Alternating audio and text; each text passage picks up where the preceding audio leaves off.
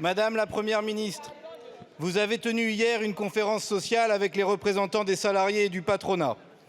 Pour être à la hauteur de l'attente des Français, elle aurait dû porter sur le financement des retraites et l'abrogation de la retraite à 64 ans, comme le veut la majorité de nos concitoyens et de cette Assemblée nationale, en dépit de toutes vos manœuvres antidémocratiques.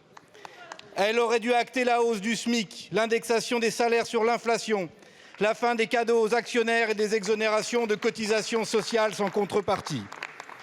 À la place, vous n'avez inventé qu'un nouveau comité Théodule sur les rémunérations.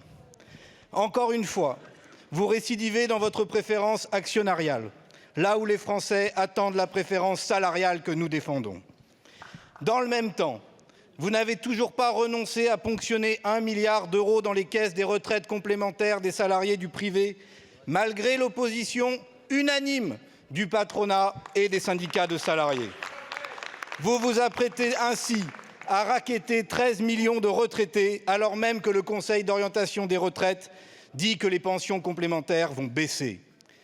Quand il s'agit d'exiger un peu du patronat, vous renvoyez tout à plus tard. Quand il s'agit de voler 2 ans de vie ou 1 milliard d'euros aux travailleurs, vous frappez vite et fort.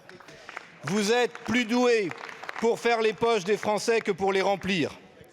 Pourtant, il suffirait par exemple de revenir sur les exonérations de cotisations sociales ou à minima de les conditionner pour dégager des recettes nouvelles pour la sécurité sociale.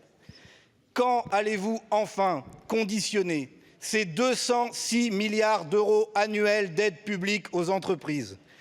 Allez-vous enfin renoncer à l'idée de ponctionner les caisses de retraite complémentaires du privé?